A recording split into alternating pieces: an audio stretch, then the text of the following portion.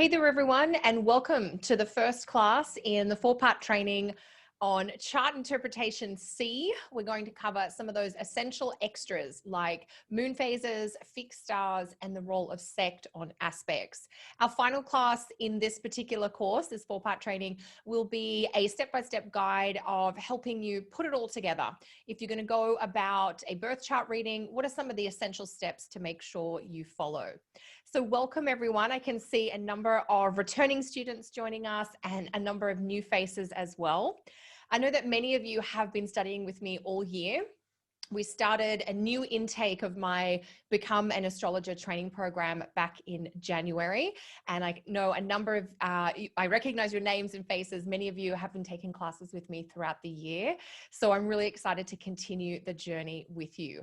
We're going to go further into chart interpretation. I know there are so many little nuances that you can continue to add even beyond this course. What I added this course into the program for is to show you some of those extras beyond the essentials. So essentials being things like the planets, aspects, those types of things. Some of those essential extras that I wouldn't do a chart read without.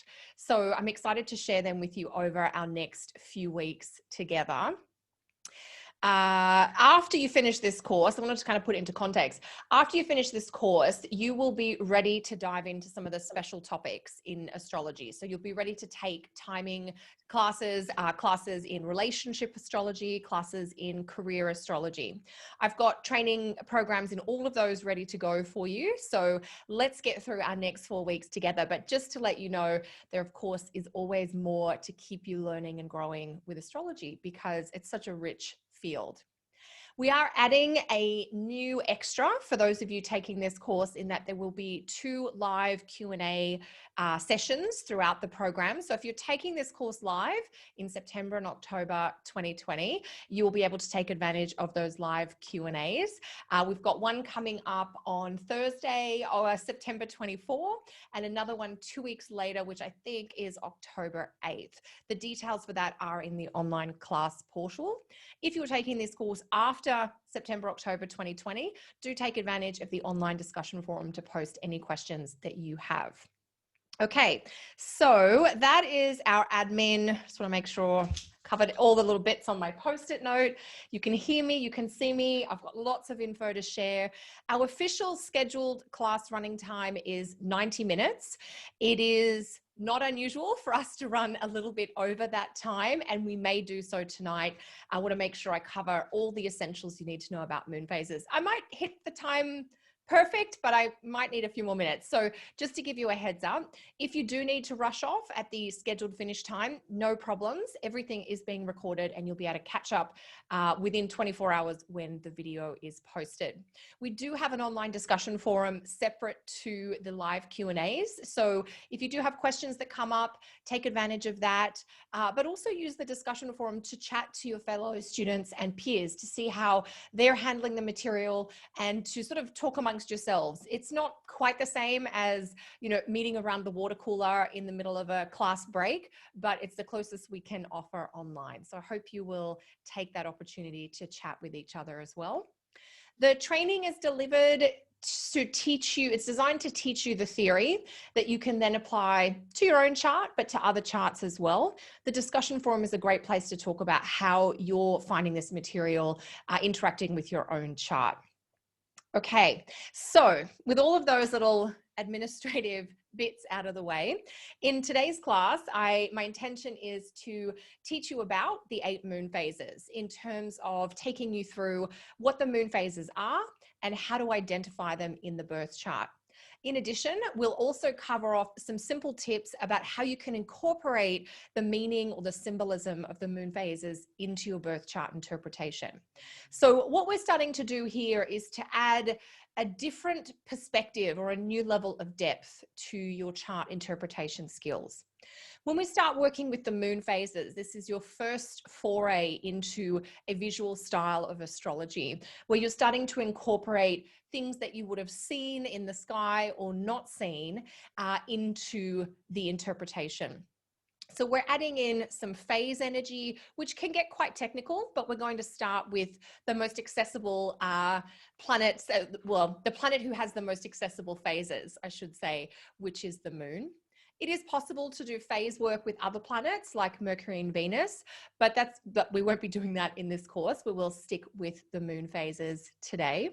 So I do have a fair bit of theory to cover, so I'm going to jump into that shortly. If you get stuck with anything or you have questions about the technique or the theory as we're going, pop a note in the chat box. There'll be 1 or 2 opportunities while I'm delivering the material where I can pause for questions, and we will certainly take a few questions at the end. But keeping in mind that we do have a dedicated Q&A coming up next week, any super detailed questions you have, I would ask you to hold on to until then. All right, so I can see, oh, Beth and Colleen and Tibor is here. I will not be talking about the 11 moon phases. We're going to keep it simple since this is an introductory course in the moon phases, and we'll talk about the 8 modern moon phases. You have one of your reading one of your pieces of reading material for this week will introduce you to some of the ancient ideas about moon phases. So for those of you who are interested in that, you will have a reading source that you can use to go further. Okie dokie. So let us begin. Okay, so I think we've got that and the recording is going. Ooh, I just want to make sure I've got chat box where I need it. Excellent. Okay, so an introduction to moon phases. So I'm going to give you the basic theory, the fundamentals about moon phases that you need to know, a few examples and some tips on how to use moon phases. My intention is not to teach you everything I know about moon phases today because that's too much for one class, but enough to get you started, enough to familiarize yourself with the material, and enough to make you curious about using this in your practice, which is one of the best ways to learn more. So we are going to start with a quote from one of our most ancient authors and sources on astrology, Firmicus Maternus. And I do use this quote almost every time I teach on the moon phases because it's very poetic, which I relate to, but I also think it gives a really clear sense of the quality of growth and languish that is associated with the moon's phases. So the quote from Maternus is, "For we feel in our bodies the increases of the waxing moon and the losses of her waning. The innermost parts of the human grow when the moon grows, and when she begins to lose light, they languish, fatigued in body. When she grows again, their power of growth comes flooding back." So one of the things I love about this, the poetic side of it, is that it refers to the innermost parts of the human, as if there is this sort of intangible essence at our core that is described by the moon and the moon in the chart. And there's a huge amount of work we can do on the moon. And adding in the moon phases is just a starting point to get a sense of where is the moon in her journey of growth and decline when you were born, and how does that quality of the moon's phase at your birth influence or permeate everything in your birth chart. So that innermost parts of the human being described as linked to the moon is beautiful, but also the idea that there is sort of an inner blossoming or growth that happens in concert with or guided by the moon, similar to the way the tides respond to the tug of the moon as well. And I think it's important to acknowledge that concept of languishing or retreating or shrinking that happens when the moon loses her light. So hopefully we'll be able to talk about each of the moon phases at least briefly and give you a sense of what they're good for and what they're not great for. So when we're talking about a moon phase, we are referring to the distance from the sun to the moon in degrees in your birth chart. So your moon phase at birth describes what I call the pulse or the undertone or the underlying kind of vibe or vibration in your birth chart. Are you pulsing with a dynamic first quarter moon quality, which is full of energy and enthusiasm and very driven? Or are you kind of pulsing with that very slow kind of retreat-oriented hermit vibration that might be connected to the balsamic or the dark moon? Each moon phase has something to offer, even though some of the moon phase qualities might seem more or less obvious. So I'm going to try and go a little bit beyond good or bad with the moon phases and get you into the quality or the description. Just to introduce you to some of the ideas about interpretation, the sign and house of the moon in your chart will, well, I should say how your moon expresses the qualities of the sign placement and the house placement will differ depending on the qualities of the moon phase. And in fact, it's my belief that the qualities of the moon phase will add energy and amplification to everything else in the birth chart, or they can tone down or redirect the energy of everything else in the birth chart. So even though you're learning this a little further into your studies, it is something that I hope you will introduce or consider fairly early in your interpretive processes once you know it. So the modern approach to moon phases is to use an 8-phase approach. And we're going to take that approach today. It's a great starting point. It'll give you a really solid grasp of both the concepts and the techniques. And then for those of you who are interested to go further, you can explore more into the ancient ideas about moon phases, which include anywhere from sort of 9 to 11 different moon phases. So if we think about the zodiac as a circle, 360 degrees, if we know we've got 8 moon phases, we just divide the 360 by 8, and that gives us 45 degrees in space, or 45 degrees across the zodiac. Each moon phase will cover 45 degrees. Now, there is a little bit of thinking that you will do as we go along here, that understanding the difference and the connections between the moon sign versus the moon phase. So a phase of the moon can actually extend across 2 or even 3 zodiac signs.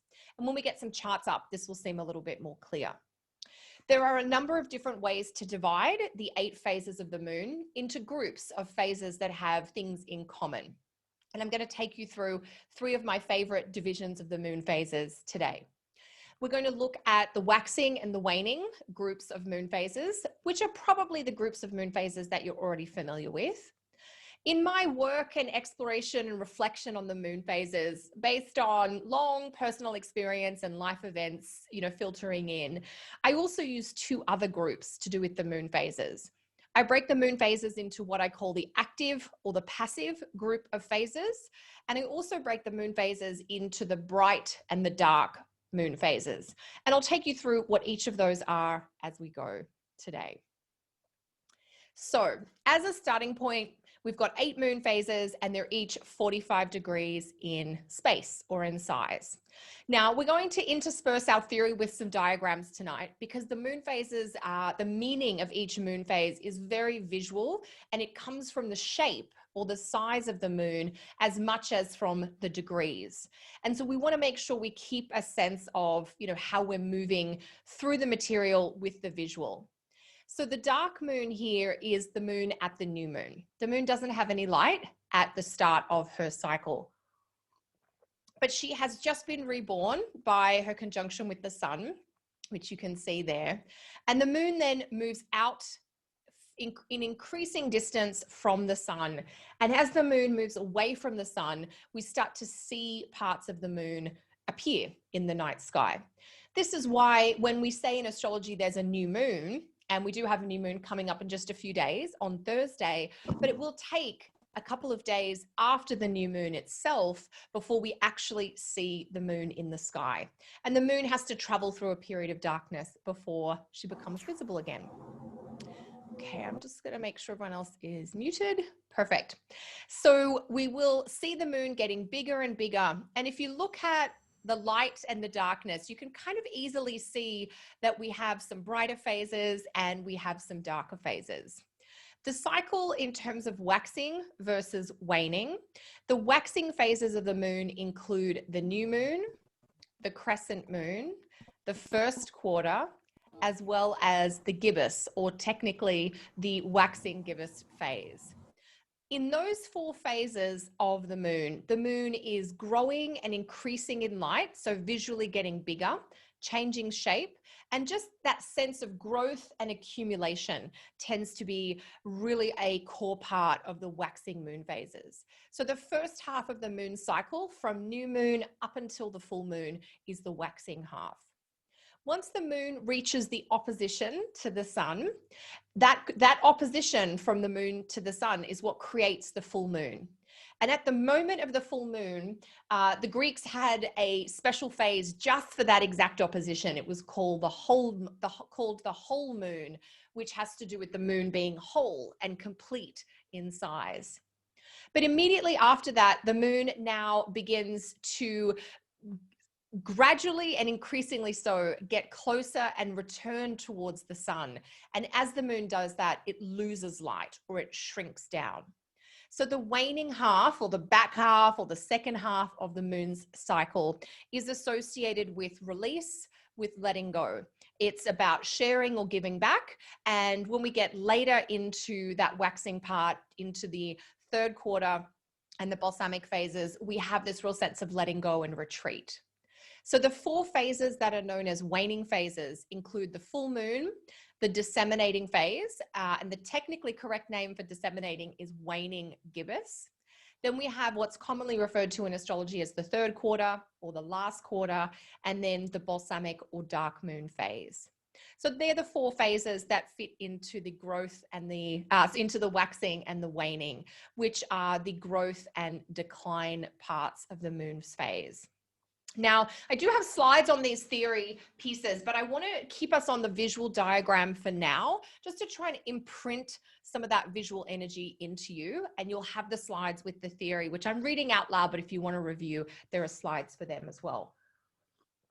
And once we've divided the moon's phases into waxing and waning, growth and decline, we can also consider the phases of the moon that begin with a dynamic or hard or traditional aspect to the sun. And those 4 phases are the active phases, if you like, of the moon. These include the new moon, when the moon and sun are conjunct, the first quarter moon, when the moon and sun are square each other and getting further apart, the full moon, when the sun and moon begin that phase with their opposition, and then the third or last quarter, when the sun and moon are square each other again, but now they're square and the moon is moving towards the sun. So those 4 phases, new moon, first quarter, full moon, and third quarter, are known as the active phases. The phases in between, I consider to be passive phases. And I don't want you to hear active and passive and think better or worse. I just want you to get a sense of the difference in energy. The phases in between that I call passive are crescent, gibbous, disseminating, and balsamic or dark moon. So the active phases have more drive and more of an initiating quality. If you're born into one of the active phases of the moon, you will have maybe a little bit more of that restless pushing kind of energy. Perhaps you're a little bit more inclined towards taking the initiative or getting things going or action. If you're born into one of the passive phases, you have themes about continuity, about support, and about maintenance that come in to your personality. So you can see how in different circumstances, either of these things, continuity or initiation, could be a skill. So the idea is to understand the quality or the pulse in the moon phase for you, and then to try and, honor that or have more of that in your life. So that's the division between active and passive. And the final division that I use, and this was a few years into my work researching and exploring the ancient moon phases, which are very, just reading their descriptions is quite poetic. And then seeing how this worked in clients' lives in various ways, it became really obvious to me that we have this kind of bright half of the moon's phases versus the dark half. And you can see this is sort of visually kind of easy to see in a diagram, where there are some phases where the moon is at least half lit or half bright, and there are other phases where the moon is at least half dark. So let me just adjust my drawing here to be a little bit more technically correct. So the phases that would be the bright phases, where the moon is at least half bright or more, are the first quarter, the gibbous, the full moon, and the disseminating phases. The phases that are the dark phases, where the moon is less than half lit, are going to be the new moon, the crescent moon, the balsamic or dark moon, and also the third quarter moon. At the very start of the third quarter moon phase, the moon is half bright, but then almost immediately she begins to get less than half full. So light or bright phases have this quality with visibility, expressiveness, extroversion. They are outward oriented. They're much more concerned with sort of worldly or even material stuff. The dark phases have a hidden or an internal or even an introverted quality to them. They are by nature inward oriented. So the darker moon phases can do very well at internal exploration, working in, say, the liminal interior space, or perhaps working behind the scenes. So you can see some of those very simple light being seen versus dark and not being seen. There is a piece of the material to do with the moon's phases that also links the moon's phase to health and vitality. And the general principle here is that the more light the moon has, the more underlying vitality or the general kind of stronger qualities to the constitution, to the physical constitution. That can be impacted by aspects, but it will give you a starting place in terms of tone. Okay, so quick summary. We've looked at grouping the moon phases.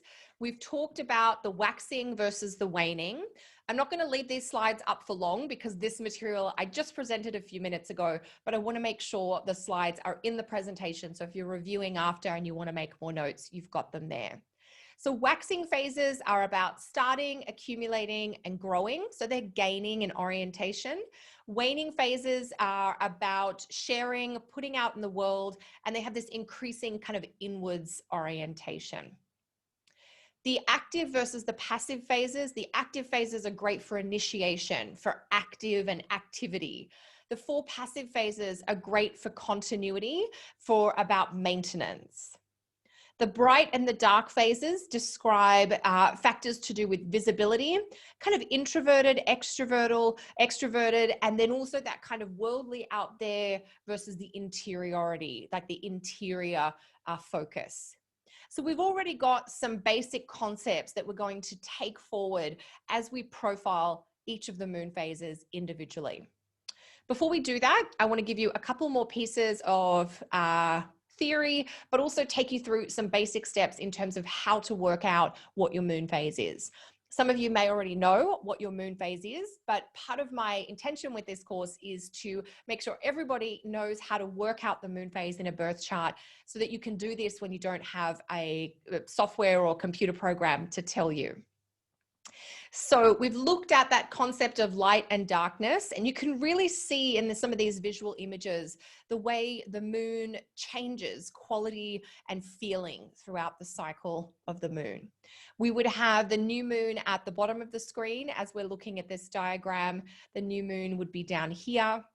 This would be the crescent, first quarter, gibbous, full moon. We would have the disseminating or technically the waning gibbous, then the third quarter or the last quarter, and finally the balsamic moon, just to give you a visual. And that would be the kind of, in this particular diagram, we'd go out here, waxing from the new moon, peaking at the full moon, and then releasing and then moving into hibernation as the moon moves around. Okay, so here are some of the ways that you would use these pieces of information. Some of the things we've just talked about and some of the things I'll present in a few minutes. So all of that information about the phase of the moon is going to give you some extra insights as to how the moon operates.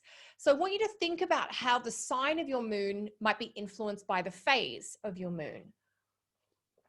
For instance, say we're looking at the chart of someone with the moon in the sign of Leo.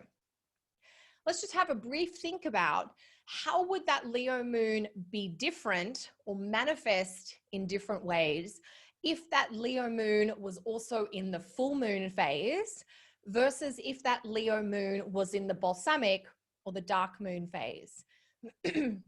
It's very common to expect the moon in Leo to be a center stage or a life of the party or a loving of being center of attention kind of placement, but that won't always be the case. And a great example would be if someone has the moon in the sign of Leo, but in that balsamic or dark moon phase. The balsamic moon phase is the last of the 8 moon phases, and it has these themes of hibernating and being a hermit or retreat. So you could see in that instance, the qualities of the phase might be at odds with the qualities of the sign of the moon. Whereas imagine if that moon in Leo was somebody who was born under the full moon phase, then we would really see some of those classic moon in Leo things come out full force, because the qualities of the full moon phase, being seen, achieving a peak, being highly visible, will feed into that Leo moon quality of leadership or visibility. And then we start to get the idea of the same message coming through, but through 2 different pieces in the birth chart. That would happen if the moon was in the sign of Leo and in the full moon phase. So that's just really interesting to think about. The quarter moon, particularly the first quarter moon, has a lot of energy in it. And when somebody has the moon in the sign of, say, Pisces or Scorpio, which can be kind of mellow, Scorpio can be intense, but certainly a little hangy-backy kind of thing. But that moon is in Pisces or Scorpio while in the very dynamic first quarter phase. You're going to see that person expressing a lot more energy and a lot more drive than you might expect with someone with that moon sign placement. So the moon will also act differently in aspects depending on its phase. And an example to think about here is that the moon, say we've got the moon in Aries and the moon is conjunct Mars. And so the moon and Mars are both in Aries.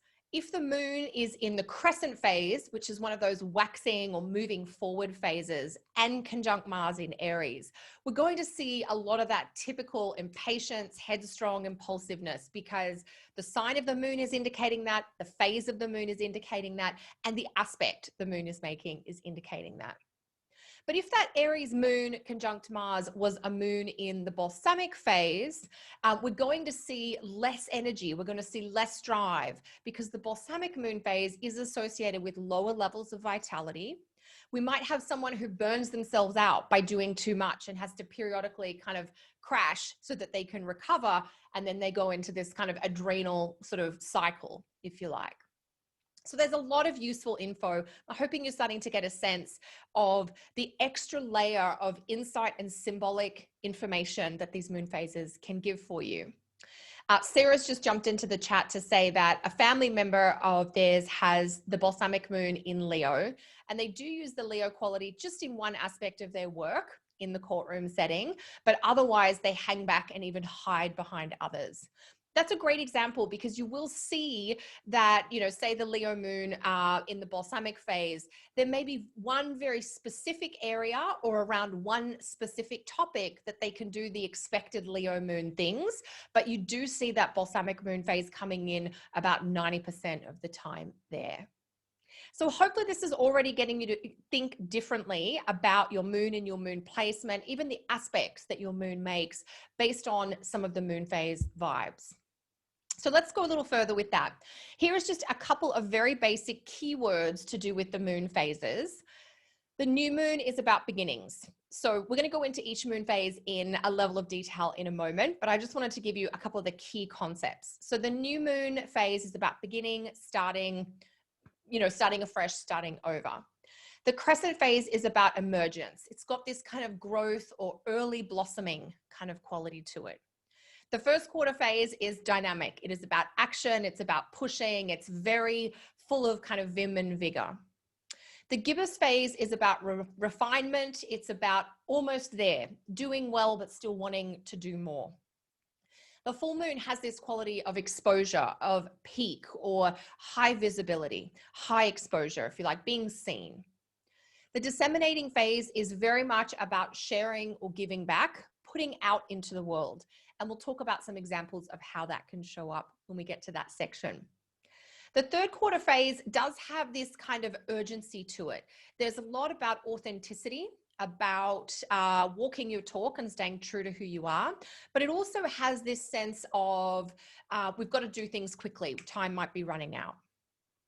The balsamic or dark moon phase is about release. It's about retreat. It has a lot of themes of kind of low profile, laying low, and lots of sort of alone time needed. You know, if you think about the hermit or being in hibernation, it doesn't mean your whole life is as a hermit, but that the underlying thread that you want to come back to periodically will need to honor those qualities. Now, in some of the more, in some of the traditional material on the moon phases, we also see the phases of the moon linked to the seasonal cycle in nature. And this is a core piece of temperament delineation, which was very popular in the medieval period. But there are sources for the moon phases and the seasonal associations going back, you know, Ptolemy and, you know, so we're looking at sort of a 2,000-year-old piece of our tradition here. There's a few different sources for this material. So let me take you through the material, and then we'll go into that as we need. The first two phases, the new moon and the crescent moon, are associated with spring, and they evoke the qualities of heat and moisture. So again, for those of you who are familiar with the idea of the qualities, you're perhaps starting to think about, you know, Mars as a hot or dry planet, or Scorpio as a wet and a cold sign because it's a water sign. You can now add these qualities of the moon phases into your interpretation. So if the new moon and the crescent moon phases express the energy of spring, you usually get that kind of spring vibe from people who have a new or a crescent moon phase. Spring is a season of excitement and anticipation. It's a season of newness, and it's also a season of hope. It's a season of starting over or starting afresh. And so new moon and crescent moon people have an enthusiasm for starting things as a very general point. And so if you're a new moon or a crescent moon person, you might find that you're really good at beginning things and not so great at finishing things as a starting point. But you might have the same impact on other people that spring does, you know, where people come out of hibernation or they feel a little bit more alive. And if you're a new moon or a crescent moon person, you may be able to kind of activate that spring-like enthusiasm in others. If you're born in the first quarter or the gibbous moon phases, those phases are associated with summer. And these phases have heat and dryness. They are incredibly dynamic. They're very active. The moon is kind of very clear and very full of energy in these two phases. So if you're born into these phases, you can have fairly good levels of underlying vitality and also fairly good levels of drive and motivation. Think about what summertime is like. It's about being outside. There is more of an outward rather than an inward tone. You might socialize more. You might be more physically active. So that sense of moreness often plays into the lives of people born in the first quarter and the gibbous phase. The next two phases, the full and the disseminating phases, are associated with the energy of autumn. We have the qualities of cold and dryness. So we're still quite busy, but we are starting to tone down. And autumn or fall, as it's known as in North America, is often the busiest time in the garden, if we use that sort of nature analogy, or on a farm. Because in the autumn, we are doing two things. We're harvesting things that have grown or blossomed and fruited or flowered, but we also have to do some preparation in terms of tidying things up to let things rest for the winter. So winter is a time of rest, but there's a lot that needs to be done before then. So the autumn phases, the full moon and the disseminating phases, are very busy. Lots going on all at once. A real sense to be involved in the world, but also this desire to give back, to either share wisdom gained or lessons learned, but also to support community initiatives as well. So that idea of giving back. The third quarter, well, and I think, well, the idea of autumn, of course, is, you know, the trees, nature is sort of giving back. We're either harvesting, you know, fruit and flowers, the leaves are dropping to the ground, which seems like dying, but actually the leaves become really rich mulch that nourishes the ground, that then feeds the next cycle. So when you're born in the full moon or the disseminating phases, there's this real sense that giving out what you can, as much as you can, is important, not just for your own benefit, because it supports the next generation. It helps other people, you know, live their best lives, or supports their growth and potential. The final two phases, the third quarter and the balsamic phases, are associated with winter, and they have qualities of coolness and wetness. And if you think about wintertime, it is a time of resting or slowing down. It's a time of earlier nights, more time at home, and usually less physical activity. So there is a quieter quality to third quarter and balsamic moon phases. Now, if you're born right near the exact start of the third quarter phase, you might still have a little bit more of that busy tone from the autumn vibe. But the later into the third quarter phase you're born, and of course, if you're born into the balsamic phase, you will have more of that retreat, pull back, rest, rejuvenate. You might need to take better care of your body. You might be a physical vessel that needs more rest or alone time, or more early nights, if you like. If you're born in the first quarter or the gibbous phase, the summertime, where we often have late nights, maybe you can handle more late nights. So you can think a little bit about the seasonal association and kind of correspond that to the phase of the moon here as well. Great clarifying question here about, do I distinguish between moist and wet? No, I usually use those two terms interchangeably. So the four qualities can either be hot or cold, and wet or dry, or moist or dry. So the combinations there can help you understand if you're familiar with those. And for those of you who have been taking my planets class earlier this year, you'll have had an introduction and a grounding in those. The two combination of qualities that I've listed here are lilies from Christian Astrology, his book. The bolded quality is the quality that Ptolemy highlighted in the Tetrabiblos. So Ptolemy really described the spring phases as being primarily moist or wet. He described the summer phases as being primarily hot, which is activating and stimulating. And Ptolemy associated the quality of dryness, so that idea of separation, dry, separating and ordering and organizing is dry, with autumn. And that's a lot of what happens in the garden. You know, the fruit comes off the trees, we rake the leaves up, all of that type of thing. DGG is Dorian Gisela Greenbaum, and that's from her book, Temperaments, Astrology's Forgotten Key. So they're the page references there for you if you need to look that up. And Ptolemy highlighted the winter season as being primarily cold, which is slowing. In the essence of cold is about slowing things down. So you can now add the seasonal piece to your understanding of the moon phases. So let's try and take a look at how we could calculate the moon phase. Now, there is going to be a little bit of adding and subtracting. We need to do this around the zodiac and in the chart, and that can be a little tricky. What we're going to do now, we'll tell you your exact moon phase if you don't already know it. So we've said that each moon phase is about 45 degrees in space. And so we need to make sure that we have a reference for that. And then we need to have a way of figuring out what the exact degree relationship between your sun and moon is, and then how does that fit into that degree relationship. So I've got this displayed a few different ways. There's a diagram here on the screen from a book called Predictive Astrology by Bernadette Brady, which gives you sort of a visual expression of the phases of the moon. Let me just get my drawing tool back. Here we go. Switch the color over. So the sun and moon together, which would be 0 degrees, up to 45 degrees gives us the new moon phase. From 45 to 90 degrees gives us the crescent phase.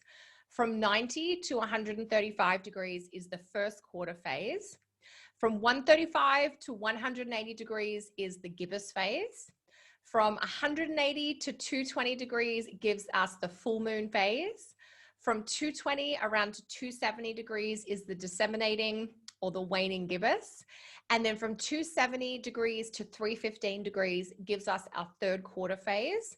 And the last 45 degrees, which are from 315 around to, it'll be 359 because we use 0 to 359, will be the balsamic or the dark moon phase. Now, you might know what your moon phase is. You might know that you're a disseminating phase without knowing the degrees, and that's totally okay. The only reason to know the degrees is to determine the phase and then to use the meaning of the phase. So the key is just to make sure you know your phase, but I do want you to have a sense of how we work that out. Okay, so we are going to have to do a little bit of adding and subtracting. The way you work this out, or the starting point conceptually, is to begin with the sun in your birth chart, and you have to move from the sun around to the moon, going in proper zodiac order, which is anti-clockwise. So from the sun until you hit the moon. Don't go the shortest direction, because that might take you backwards and your calculation will be incorrect. So start at the sun and make sure if your sun's in Taurus, you have to go next into Gemini and to Cancer, and so on. We're going to work through a couple of examples so you can see a few of the different ways that you can work out your moon phase. Once you've traced that arc from sun to moon, you'll be able to count the amount of degrees, and I'll show you two ways to do that. Once you have the degrees, you can go to the diagram and then say, oh, my number is 217, and 217 would fall between 180 and 225. Let me just bring this back. So that's the concept. Let me show you what it looks like. Say we had 217. 217, of course, would be somewhere between 180 and 225, and that would give us the full moon phase. Okay, so calculators or pens and pencils ready. Here are the degree numbers. These are a little more accurate than those on the visual diagram. So if your number is 127, that's going to fall in the first quarter between 90 and 134. Okay, so that's what we're using as our reference. So here, let's do an example. We have got Jane Fonda's chart here. We've got the sun at 29 Sag, and we've got the moon at 21 Leo. Now we've got two ways. We can go this way or we can go this way. So here's a quick test to see how you're going. Are we going to, in this chart, take the long way to the moon or the short way? Keep in mind, we have to start at the sun and we have to go in proper zodiacal order from the sun around to the moon. So in this chart, is it the short way or the long way? It's going to be different in every chart, but I want to see if you've got the concept. Perfect. We're going to take the long way, because if we've got the sun in Sag, the next sign is Cap and then Aquarius, and we have to go this way around to the moon, which is the long way. It's the direction through proper zodiac order, which is key. Anti-clockwise, proper zodiac order, either way will get you there. Perfect. Now, if you're an expert at aspects, you can actually begin to eyeball some of the moon phases. So this is the goal for you all to work up to. Most of you won't be there yet, but I'm going to show you this way as we're going, and this can be what you work towards. So what I often do is take the sun and I look for, where are the big aspects, the opposition or the square angle to the sun. It's a bit off. And that's going to at least give me the quadrant that the moon falls in. So here we're in the third quadrant, which includes the full moon and then the disseminating phase. So there are two choices of moon phases here. What I usually do, because I'm a little bit lazy at this point, is, well, I've always looked for the simplest way to do things. I shouldn't say at this point. The moon hitting 29 Virgo would bring the moon into a square with the sun and create the third quarter moon phase. We're not there. And what I want to know is how far back from that are we? We're a little over 30 degrees. And I know we'd have to go more than 45 degrees back for us to push back into the full moon phase. So my eyeball estimate would be that this is the disseminating moon phase. The other way to go about this would be to think, well, how far off the full moon is it? The full moon would be, well, down here at 29 Sag. Are we more than 45 degrees in from that? And the answer is yes, we are. So we're not in the full moon phase. We're going to be in the next one around. So there's a couple of ways, if you are familiar with eyeballing and things like that, that you can definitely do it just by looking at the chart. And that's my goal for you to all practice to get to that. But in the meantime, let's learn some simple calculations so that we can work this out. So the technique is you subtract the degree of the sun from 29, and that number goes on your list. You need to add 30 degrees for each full sign that you have to go from the sun around to the moon. And then you have to add however many degrees into the moon sign the moon is. So you'll end up with 3 numbers that you have to add together that you'll then take back to the chart. So Jane Fonda has the sun at 29 Sag. We're going to subtract the sun from 29 degrees, which will give us 0. We need to add 30 degrees for each whole sign between the sun sign and the moon sign in this chart. So we have to add 30 degrees for Capricorn, Aquarius, Pisces, Aries, Taurus, Gemini, and Cancer. That is 7 signs. So we need to add 7 lots of 30, and that's on our list here. So 7 times 30 gives us 210. So that number is on our list. And then the moon is at 21 degrees Leo. We're just going to use whole degrees here rather than get into the minutes. So we're going to add 21. So we need to add 0, 210, and 21 together. That's going to give us 231. So then we take 231 back to our table here, and we discover that the moon is in the disseminating phase because 231 sits between 225 and 269. This is all on video, so if you feel like you got part of it or you need to listen to it again, you'll be able to go over it. There is one other way to count, and that is by using zodiacal longitude. Some people like it better and some people find it more confusing. I wanted to offer a few different ways so that you would have options. So the theory here is that you subtract the degree of the moon from the sun, but to do that, we need to put the sun and moon into one similar system of numbering or counting. And we can do that by using what's called zodiacal longitude. And this is where each zodiac sign is allocated a set of numbers between 0 and 359.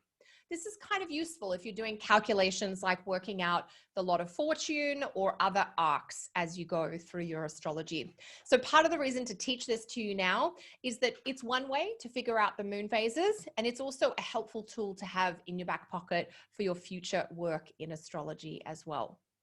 So we're going to be needing to add a planet in Sagittarius to a planet in Leo.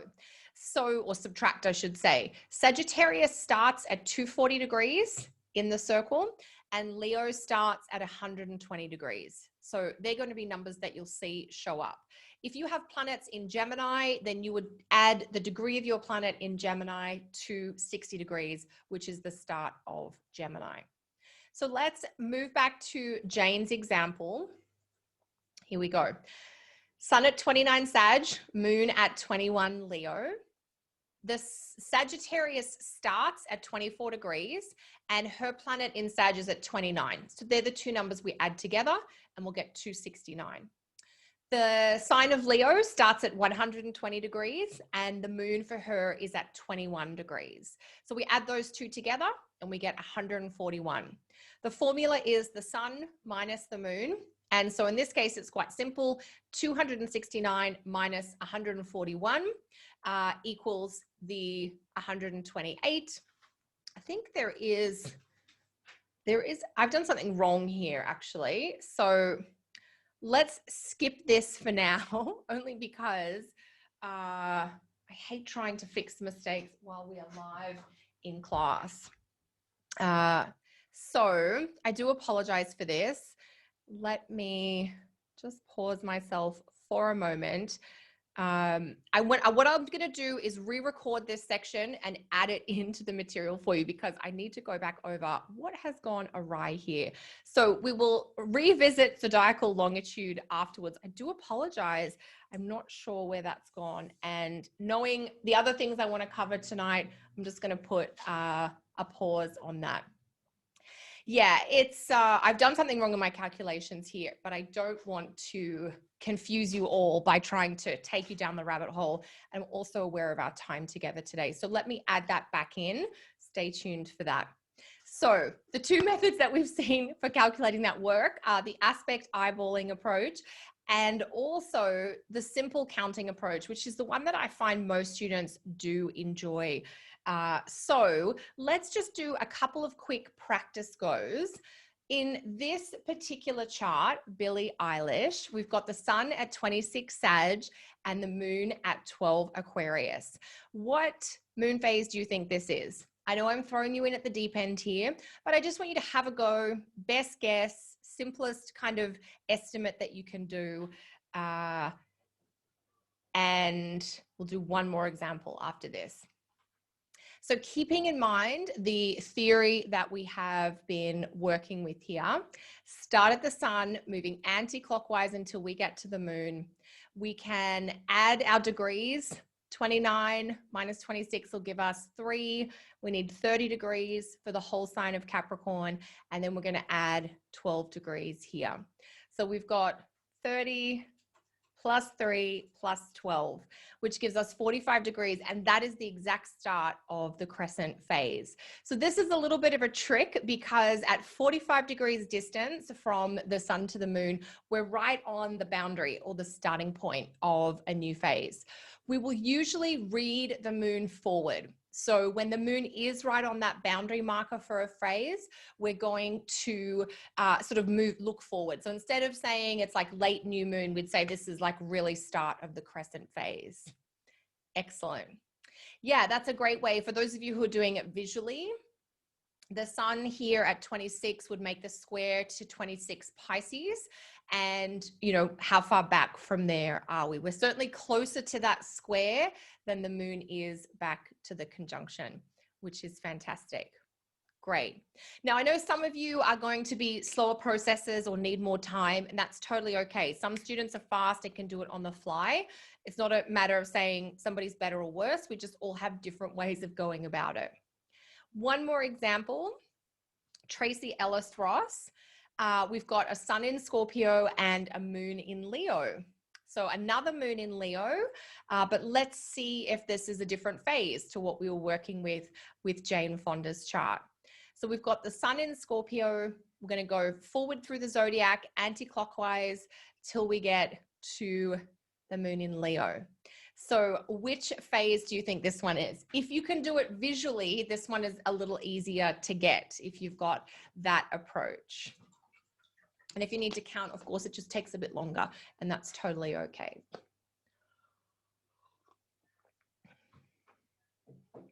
So the square from the sun at 6 Scorpio would come in at 6 Leo, and that square would be the start of one of the quarter phases. You just have to try and guess which quarter phase it is. It's the waning quarter phase, so that's the third quarter phase. So that's the one that this moon phase. So this is a Leo moon in the third quarter phase. You know how we say, I'm a Libra, or I'm a Pisces, or I have the moon in Sag, or I have the moon in Scorpio. I think we could be adding in our moon phases. I'm a Scorpio moon balsamic, or I'm a full moon in Scorpio, because there's such a different level of energy to the moon phases. So hopefully you'll start thinking about this as we go. Okay, so now we have done some of the theory, the basic theory, and some of the technical pieces. So let's take a look at each moon phase individually.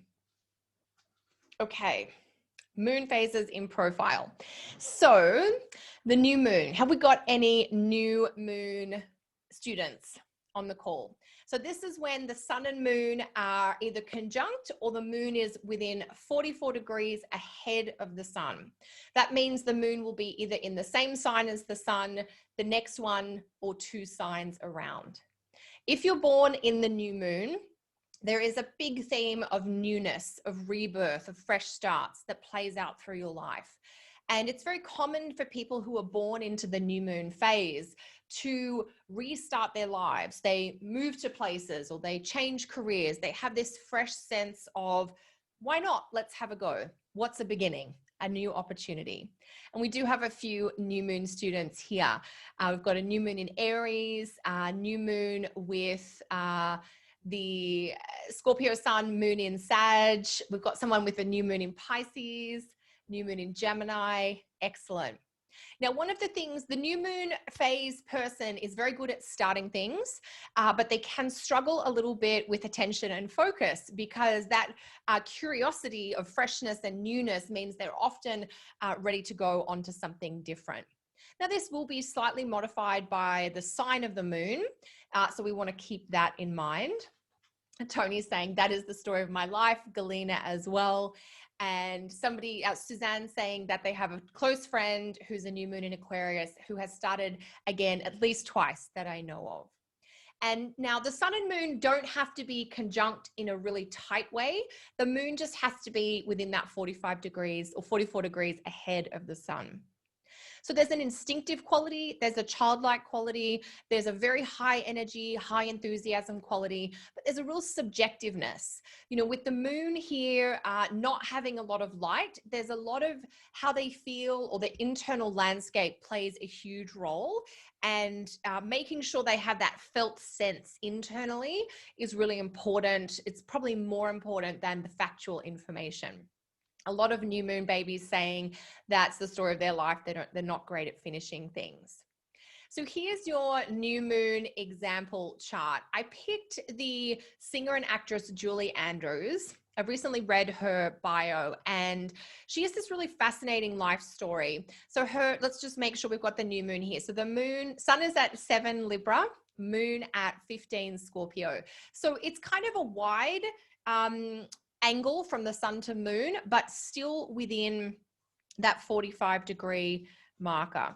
So we're at about 38 degrees here. So we're kind of later in the new moon phase. And when I read her bio, I was so intrigued to see that, to learn. She started performing as a child. She moved to the States in her 20s. You may remember a couple of movies she was in, Mary Poppins and The Sound of Music. At the same time, she was trying to get her residency in Switzerland. So there was this time in England, time in the States, time in Switzerland kind of vibe going on. And she has continued to kind of, you know, move around a lot, but also the nature of her work is that beginnings. She goes on to a project, she's in a play or she's in a movie, and she does it for 6 months, 12 months, 18 months, and then on to the next thing.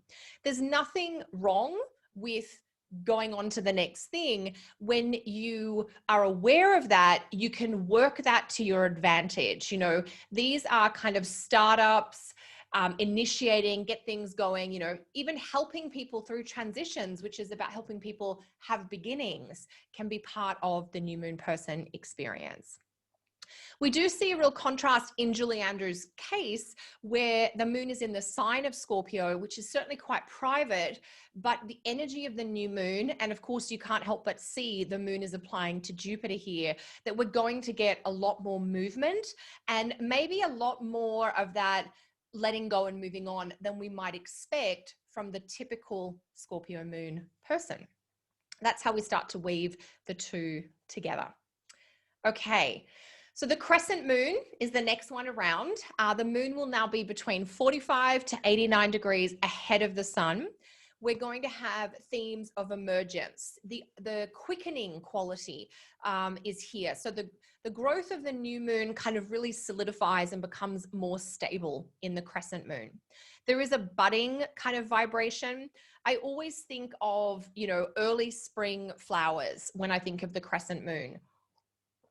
I think of that new growth, that idea of moving forward and strengthening. There's like a tentative curiosity here, but the curiosity pushes over the tentativeness and the excitement and the enthusiasm. The crescent moon has many of the similar qualities of the new moon. It's just a little bit more stable and a little bit less subjective. So we've got the spring energy for both the new moon and the crescent moon phases. So that idea of moving forward, starting afresh does apply. We just get a little more consistency and a little bit more longevity out of our projects in the crescent moon phase. Pia is saying that they always told their boss that they're better at starting projects and they prefer to leave them to others to maintain. And that was our new moon in Pisces student. It's great that you have that awareness around yourself, and then you can look for, you know, roles within your career or even tasks within your family and your social groups that express that. And then you're playing to your strengths, if you like. So the crescent moon likes a lot of that fresh newness that the new moon does, but it's going to have a little bit more of a discerning quality and a little bit better staying power. But generally speaking, that staying power is relative, because the new and the crescent moon phase will always take the option to do something fresh or different rather than stay and maintain.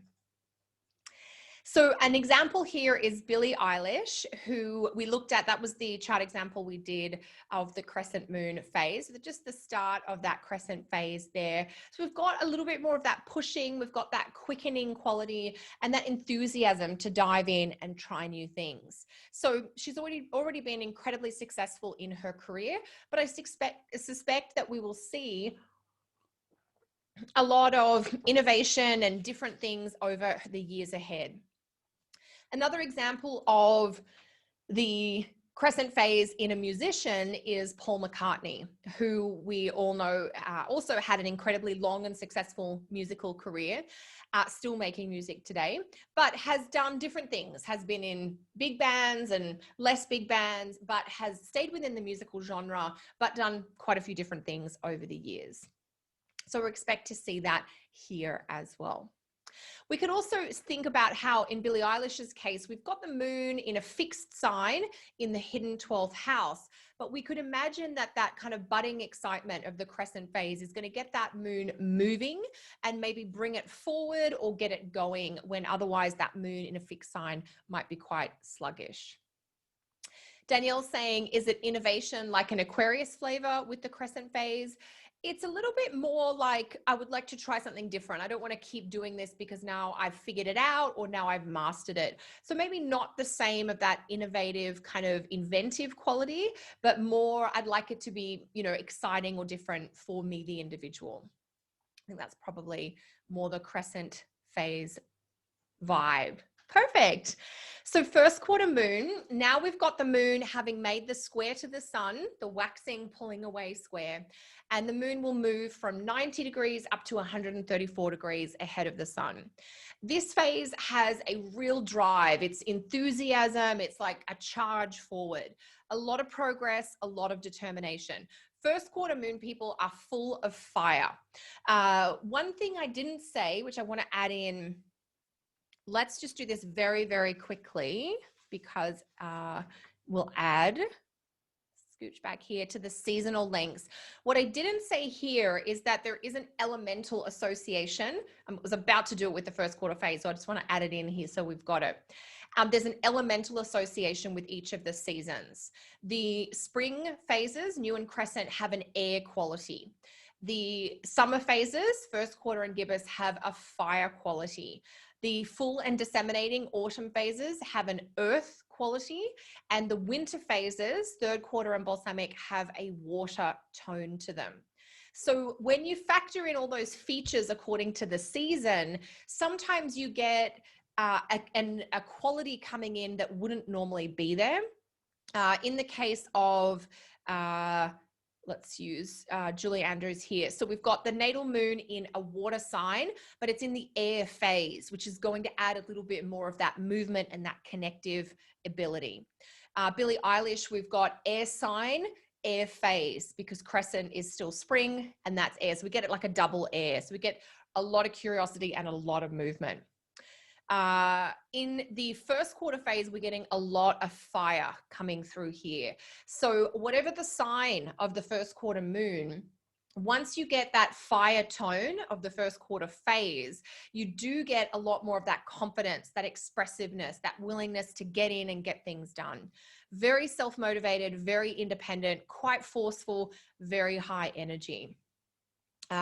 So the example that I pulled out was feminist and activist Gloria Steinem, who has the sun in the sign of Aries and the moon in the sign of Leo. So we've got a lot of fire energy here as it is, but we also have the moon in the highly active, highly energetic first quarter moon phase. And so here we get what I would call a double fire signature of the moon, where the phase of the moon is the same element as the sign of the moon, which is really amplifying. And in this case, we get fire on top of fire. So we get someone who can really, you know, create change, who can fire. In traditional astrology, fire is the most divine of all the elements. Not because fire is better, but because the quality of fire is that it always reaches upwards to the heavens, where divinity and, you know, celestial wisdom comes from. So that idea of the best, most positive expression of fire is someone who can inspire others. And in this case, it would be inspire to act, if you like. And so those of you who are saying they're 91 degrees between their sun and moon, yes, so Nancy's saying they're a Sag sun, Pisces moon. So they've got that first quarter fire. And some of that fire gets dampened by the Pisces, of course, but your Pisces moon is going to be much more active. You will do more with your Pisces moon than other people with the moon in Pisces in a cooler or a quieter phase. So hopefully that makes sense. Anastasia, I'm not sure which slide you need me to go back to. They'll all be in the presentation for you to review. I'm not sure how long your question's been there. Elizabeth saying they've got a Taurus first quarter moon. So that's another great example. You know, we think of the moon in Taurus as being very slow or very sluggish or very methodical, and it may still be methodical, but there's going to be a little bit more drive or energy there based on the fact that the Taurus moon is in the first quarter phase. So we're going to get a lot of that info or that energy, if you like, of first quarter coming through. So in the first quarter moon phase, the moon could be in a sign that makes a square to the sun or a trine to the sun. And you might see a slightly different tone to the first quarter moon phase depending on that sign relationship. Okay, excellent. And I can see some of you with that first quarter moon phase really being aware of that energy coming in for you. Another example is Queen Elizabeth, who has the sun in Taurus, moon in Leo. And, you know, we've got the fixed kind of staying power and drive, but we've got that energy and that consistency that we get with the first quarter moon as well. Okay, next phase. The gibbous phase, which is technically the waxing gibbous phase. And here we've got the moon 135 to 179 degrees ahead of the sun. So this is just before the full moon.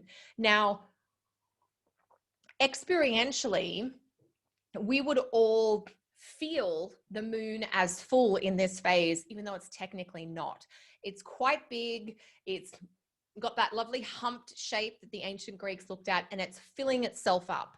So it's a hump that is filling up. The first quarter and the gibbous phase have that quality in the ancient Greek literature. So the filling up is really key. Accumulation, opportunity, resources. There's a real theme about refinement or blossoming. The idea of ripening, being almost ready. So maybe being born with a talent or some skill or some underlying, you know, privilege or gift or benefit that you can build on to, you know, develop even further. Almost there. You've got almost everything you need, which is great. There are a lot of themes to do with self-development and personal growth that come in with the gibbous moon. And that's that idea of I'm almost there, but what could I do to get me where I want to go? It's instinctive, but it's not impulsive. So there's this sense of trusting your instinct, but not being reckless about it. And because the moon is now more than half full, we do have this higher visible in the public eye, more well-known or seen. And this can apply in like a global sense where maybe you're born in this phase and you were famous in your country or your state for something. It can also apply on a small scale, like you're well-known in your local community, for instance. But we will see some expression of this being seen or being visible. So all of our gibbous moon phases are chiming in here. We've got Matthew saying they've got sun in Scorpio, moon in Aries, and they're an actor in Toronto. We've got Jacqueline with the gibbous moon in the first house, who's a chronic self-improver. Chronic, I can imagine, because you've got that curiosity of Gemini with that, you know, never quite got enough vibe of the gibbous moon. Excellent. So you're getting a sense of this here, which is fantastic. I love everyone's comments in the chat. Thank you for sharing. I wish I had time to read them all out. We'll see how many we can get through after we get through our theory. The example I've used here is Drew Barrymore, who has the sun in Pisces and the moon in Cancer, just on that threshold again of the start of the disseminating phase. So the moon is past the trine to the sun and really heading up into that full moon phase. And she's a great example of someone who was very well known as a child, partly because of who her parents were or who her father was, and also because of her success in film as a child. And then we've seen, you know, continued explorations, some challenges along the way. The moon phase won't prevent problems at all, but we're just getting a sense of that undertone of refinement and growth that needs to keep coming through here. Okay, so that brings us to the end of the waxing phases, and now we're going in to start the waning phases. We begin with the full moon, which the ancients referred to as the whole moon, because at that moment of full moon, the moon is whole or complete as a perfect circle. In this phase, the moon is 120 to 224 degrees ahead of the sun, and we have qualities of fulfillment and achievement. We do have a real focus on others. You know, the sun and moon begin this phase in an opposition. So there can be a focus on relationships, teamwork, and partnerships, as if you're constantly looking to create connection with others to pull in that sense of togetherness and teamwork, that idea of relating, knowing the self by being in connection or partnership with other. So that's really important for the full moon person. We've also got that idea of dealing with the tension of opposites here. So holding space for opposing points of views or opposing experiences. There can be a high level of underlying health or vitality or energy here, and we can be looking at the chart of someone who will have a higher profile. Higher profile can be relative. It might mean, as I said, being famous in your local community or town, you know, all the way up to, you know, being famous at a national level. There's a lot of sort of levels or stages of like fame and well-known that mean you can be well-known without, you know, being on the cover of the New York Times, for instance. So the idea of it being okay to be in a higher profile or a more visible role when you're in a full moon, when you're a full moon person, I guess. Okay. I can hear some full moon. We've got full moon in, we've got two full moon in Virgo students. One has the moon full in Virgo in the 12th, and one has the moon full in Virgo in the first house. That is super interesting. The example that I love for the full moon, and this is technically not a full moon chart, but I think the life expresses a lot of that full moon qualities. And I wanted to use an example where even though technically the moon has not made the opposition to the sun, we're about 3 degrees off here, the experience of the moon in Maya Angelou's chart on the night that she was born, either just before or just after, we would have had that feeling of the fullness of the moon.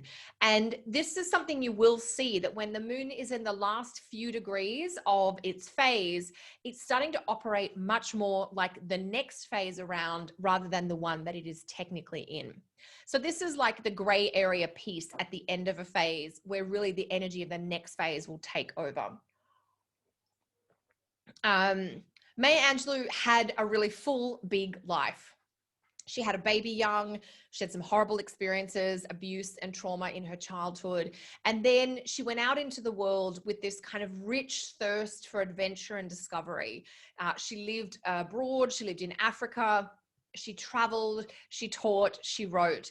We can see that looking back on her life, the themes of the 9th house and the 3rd house, which is the axis for her that the full moon phase sits across, is really relevant. Writing, teaching, publishing, the idea of winning a Nobel Prize for one's writing and one's works, but also the international qualities of her work coming through there as well. So the closer you are to that exact full moon, the more extreme those polarities can be. But nonetheless, that entire full moon phase it's a full life. It's a big life. It's a life that has got a lot packed into it. Some comments here about Joelle is the full moon in Libra conjunct Pluto in the 3rd house. Wow, that does sound intense and big. Full moon in Scorpio in the 4th for Laurie. Sarah's saying definitely an emphasis on relating, cooperating, knowing self through others and relationships, holding opposite views and finding synthesis. There is that real sense of give and take and back and forward. The I-thou relationship, I think, is so important in this particular phase. Joelle's saying with that full moon conjunct Pluto in the 3rd house that she was born in Beirut in the middle of a civil war. That sounds very dramatic and very intense and very relevant with that moon Pluto full moon quality in your chart. That's huge. I wanted to share another brief example on the full moon phase. Duchess of Cambridge, I think, married to Prince William, who is destined to be king if, you know, the monarchy continues on in England. The reason I find her chart interesting is that we do have the moon in the full phase, but hidden in the 12th house. And we had another student with something like this before. This is one of those charts where we get some contradiction or kind of internal conflict between the qualities of the sign of the moon and the qualities of the phase of the moon. You could imagine that having the moon in Cancer in the 12th house would indicate someone who's quite private or likes to keep to themselves or likes to keep their family to themselves. But when that moon is in the 12th house in Cancer, but in the full moon phase, we know we're going to have more of a higher profile or more of a visible being seen quality to one's life. Now, I'm not suggesting that all of you with full moon phases have to become famous or marry someone famous, but you may find that you end up in more visible or, you know, you're constantly being asked to step in the front and to have the spotlight shine on you. Excellent. Okay, so now we come to what is my favorite moon phase. It's not my moon phase, but I just really like this moon phase. I know I'm not meant to like play favorites, but there's just something about the disseminating or the technically waning gibbous phase that I just love. I can't really explain it why. It's my husband's moon phase. Maybe that's why. Here the moon is 225 to 269 degrees ahead of the sun. And this is a phase about distribution. It's very much about sharing. The archetype of the teacher seems to ring true so much in this phase. And I'm not saying that just because of what my husband does, because there's many examples of this, where people with the disseminating moon phase have these positions in their lives, in their careers, where they are sharing knowledge and wisdom. They're either sharing knowledge and wisdom that they have learned over the years. They're sharing wisdoms that have helped them. And there's very much this idea, it's very community minded or civic minded, very socially oriented. How can we help the community? How can we make systems better for everybody? And, you know, it's not so much that as soon as you see the disseminating phase in a chart, you're like, that person will be a teacher. But whatever field they go into, there will be like a teaching, a training, development, facilitation focus in the work that they do. And so Alexandra's saying they've got the disseminating Gemini moon and they could talk to people forever. Absolutely. Oh my goodness. Kerry Lee has a disseminating moon in Taurus with Venus. Oh, I'm curious to what you share with the world, because that sounds very Venusian and very beautiful. Monique has the disseminating moon in Virgo conjunct Pluto. Laurie has two daughters who both have Sagittarius disseminating moon and both are teachers. And that's really beautiful when you see someone who has the moon in a Jupiter ruled sign like Pisces or Sagittarius and in the disseminating phase. You're getting confirmation, you're getting that teaching vibe from two different pieces of astro data. Sometimes you might see someone who has the moon in the disseminating phase and in the 9th house. Same kind of concept. Suzanne is saying they're a financial advisor and they're a disseminating moon. And that's great. So what you're really doing, a lot of consulting work or advising work has a teaching component, doesn't it? You're sharing with people the information that will help them do better. I mean, you're doing some of the work, but it's also like, this is why we're doing it. So I do love this phase. Now, okay, so I wanted to use an example tonight. Sorry, I just get so excited about people's charts. An example without a birth time, because the moon phase information is usually something that you can still use in a birth chart, even if you don't have the time.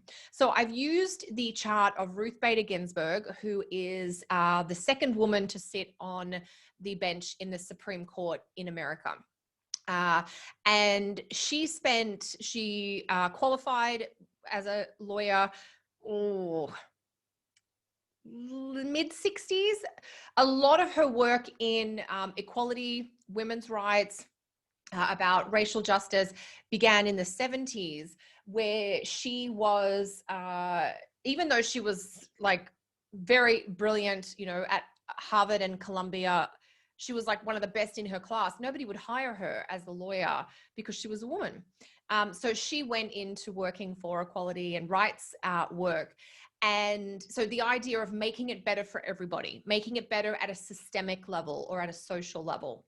So we don't have a birth time for Ruth. We know RBG is how she's affectionately known. If you don't know anything about her, there's a great documentary on Netflix. She's got the sun in Pisces and the moon in Scorpio. Now, I've used a morning time, which is usually my favored default for a no time chart. And we're right at the start of the disseminating moon phase here. So the chances are that the moon phase that has most of an impact on Ruth Bader Ginsburg will be the disseminating phase. That idea of sharing wisdom, that she's hard-won wisdom for her, but the idea of giving back or making contributions to others. So we can see some of that coming through here as well. Now, the other thing, the other side of the disseminating phase from other than teaching that we will see is publishing. And publishing, we often think of writers and books and authors, but you will see this a lot in the charts of musicians. Maybe they are a bit magic. I think music is magical because I'm not musical, but musicians is the word I was looking for there. So here we have the chart of Alicia Keys, where we've got a disseminating moon phase. And this is somebody who is giving Libra moon things, expressions of Venus, art and beauty out into the world. But we may see more activism work coming through for Alicia Keys, you know, later in life, she gets more comfortable in herself. So I just wanted to go beyond the teaching archetype. We often hear teaching archetype and think people in classrooms, but you know, the idea of anybody who is sharing inspiring or uplifting information or looking to make things better for more than just themselves. We'll come into that.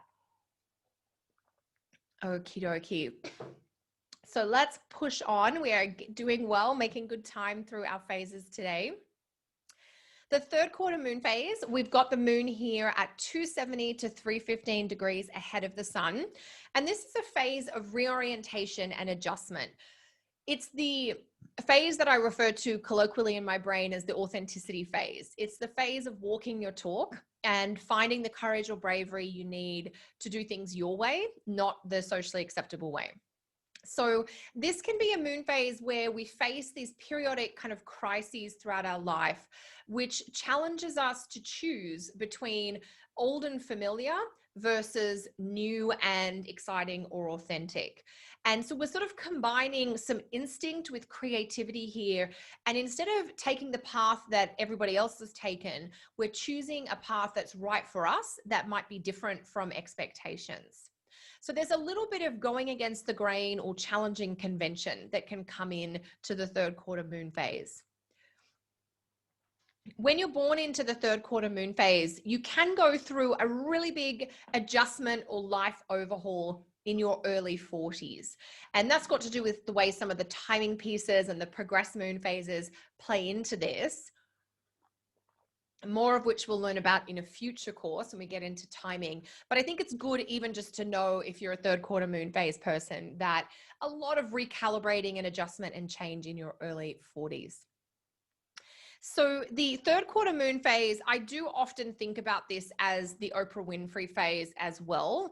And that's partly because Oprah Winfrey does have this phase in their birth chart. So we've got the sun here at 8 Aquarius. The square would be at 8 Scorpio, and we're not even 30 degrees ahead of that square. So we're definitely in the third quarter moon phase. And the idea here of promoting, living your best life, being true to yourself. Some of those are Aquarius themes for sure, but they're also third quarter moon phase themes. And so the idea of this is a moon phase that has begun with a square between the sun and moon, but the moon has got limited time to do what she can in this phase because she's rapidly losing light.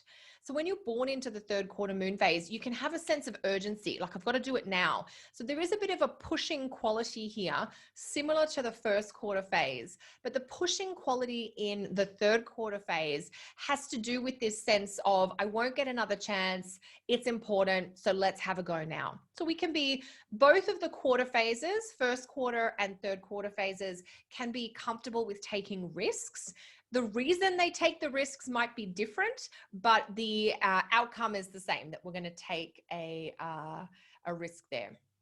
So some questions, comments about third quarter moon phase. So Jay Krishna has the third quarter moon in Pisces conjunct Jupiter. That sounds very, very Pisces and Jupiter. Anastasia has the moon in the third quarter phase in Gemini, square the Virgo sun. And they were a video editor for a while, but now they want to be a professional astrologer and teach. Whenever I work with people in the third quarter moon phase, I do try to encourage that sort of quirky, unconventional choice. The quote that is rattling around in my head now that I have used a lot when teaching third quarter moon phase is by Ralph Waldo Emerson. And the quote says, "Do not go where the path may lead. Go instead where there is no path and leave a trail." And so to galvanize all of you third quarter moon phase people, see what trailblazing you can do rather than the following the safe path. And I can see some of the conversation here about some of you've had more mainstream careers and now you're exploring more alternative or less conventional careers. And I would definitely encourage that switch when it's appropriate and when you can make it happen. There is often a little bit more fulfillment to be found down that road.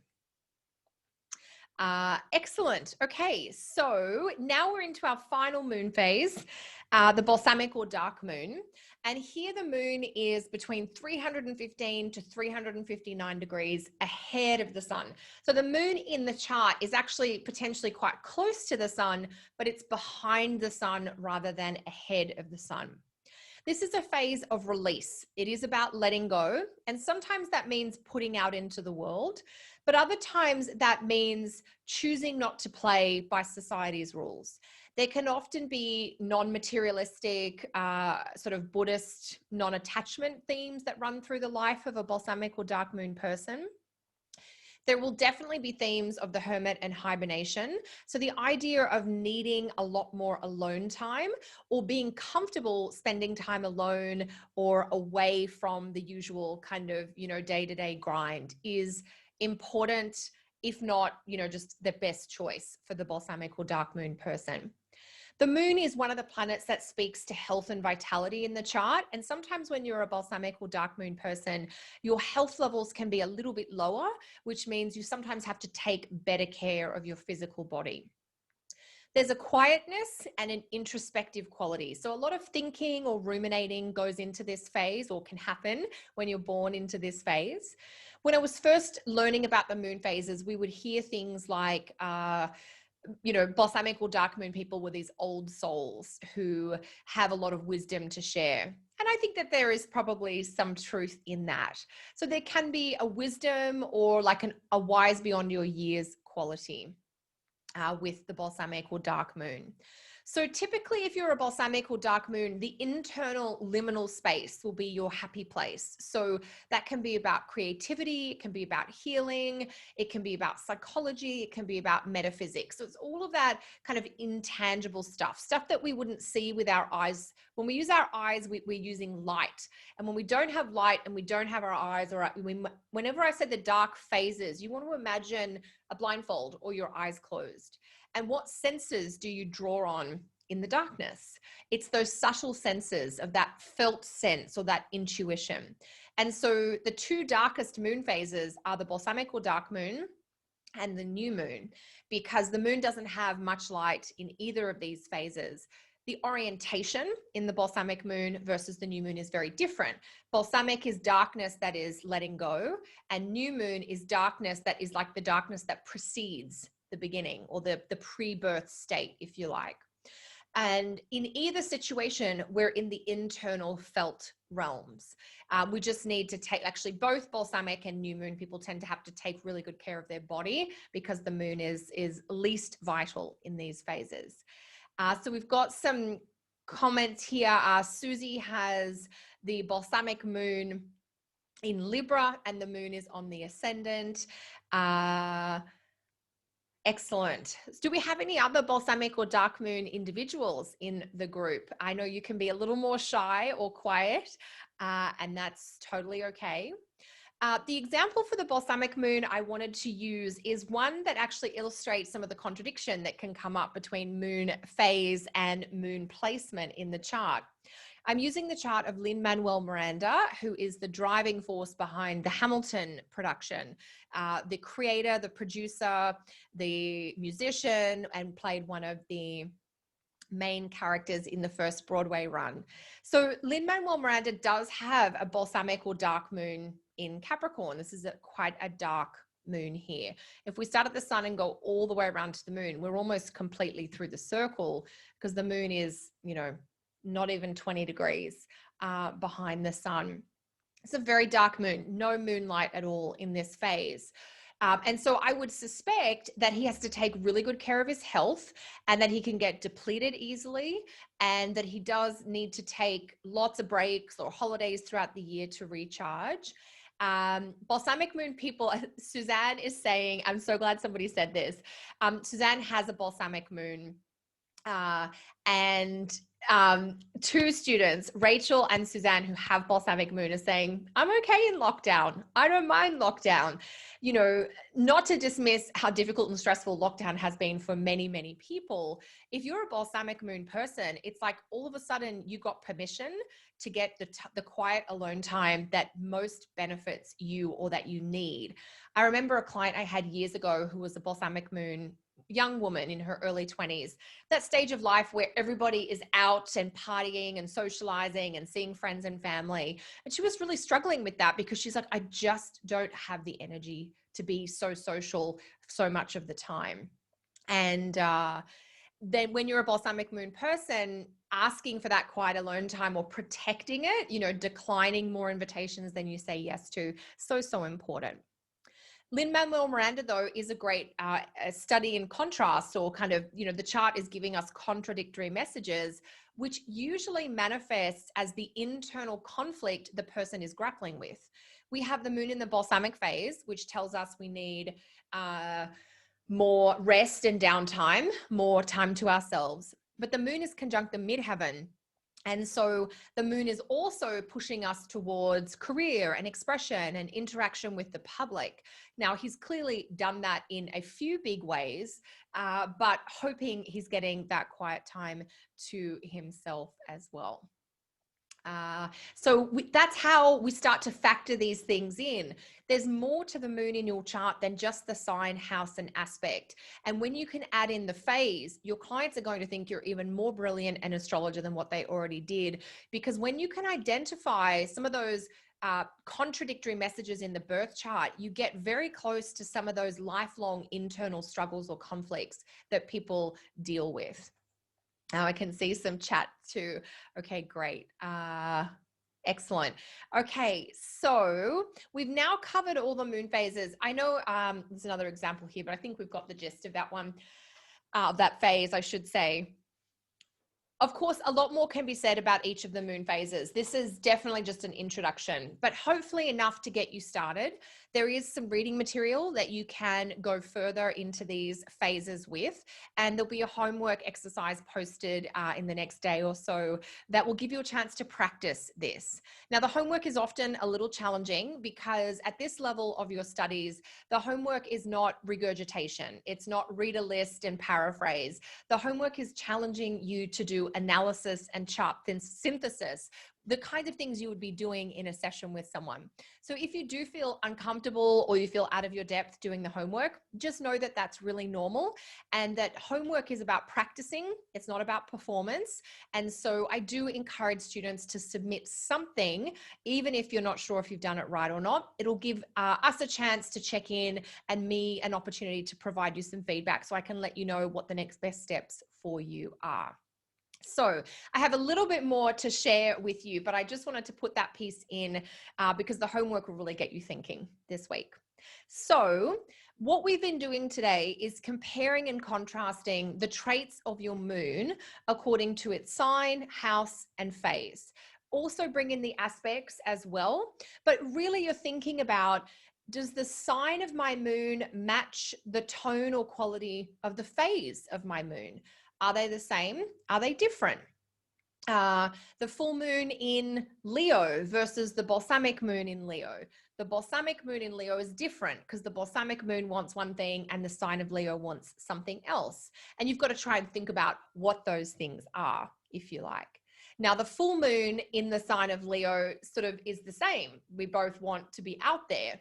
So we want to think about that compare and contrast. You can do it sign and phase of the moon. You can do house and phase of the moon. You can do aspect and phase of the moon. But I want you to start thinking about weaving that phase in. What you're essentially looking at is, do the moon phase traits add to or do they contradict the sign and house characteristics of your moon? And you want to think about, how this happens and then how you might express it to someone. How do the themes of your moon phase draw out or limit some of the sign and house influences on the moon in your chart?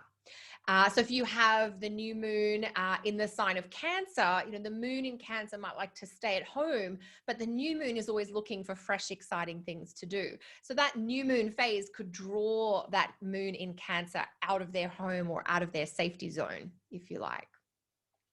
A couple of other examples just to get you thinking. Someone who has the moon in Scorpio. Let's think about the moon in Scorpio in the first quarter phase versus someone who might have the moon in Scorpio in the balsamic phase, for instance.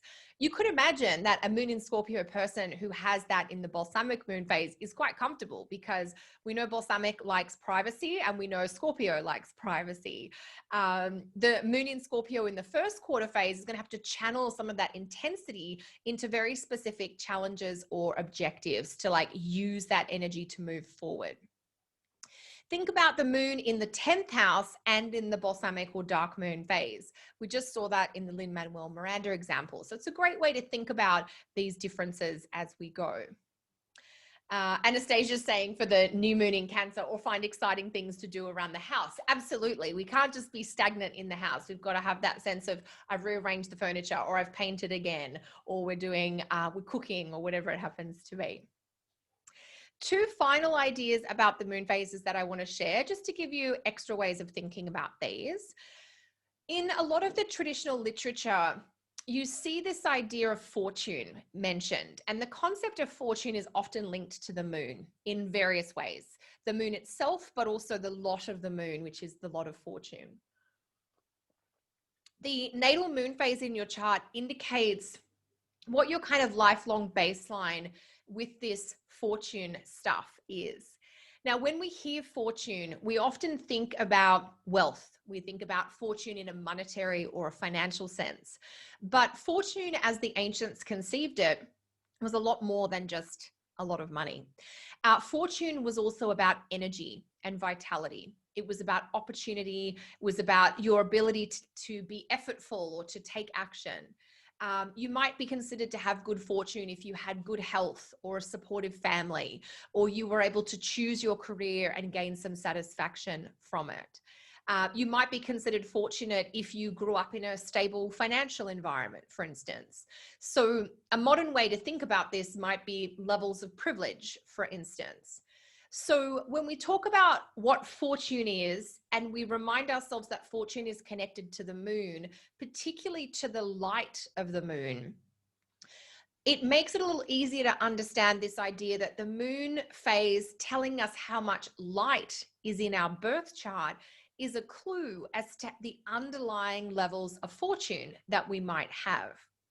Generally speaking, more light is better, but more important, I think, is to understand in what direction does your light, your internal light, go, or in what direction will you find that sense of fortune personally. And so the idea is of understanding your moon phase can help you direct your energy and nourish yourself so that you can maximize contact with your light or your inner divine nature. Some of what I mean by this is if your moon is in the full moon phase, it is absolutely okay and appropriate and encouraged for you to seek out high visible, high profile roles, or to seek out situations where you are doing negotiation and cooperation and collaboration. If your moon is in one of those spring phases, the new moon or the crescent phase, don't be shy about admitting when you get bored with something and you're ready to go on to the next new thing. When your moon is in one of the quarter moon phases, first quarter or third quarter phases, it's great to seek out challenges. You like things that might be a little bit intense or involve a level of risk. And if you are born in the balsamic or the dark moon phase, it's totally okay to acknowledge your needs for rest and the fact that if you have a period of busyness or high activity, you're going to need to balance that with a period of retreat and calmness. So there's a lot more that you can do to explore these ideas of light and fortune. I wanted to plant the seed now for those of you who are continuing through my Become an Astrologer training program. When we get to our unit on secondary progressions, we're going to pick up these ideas of the moon and light and fortune in the progress moon phases.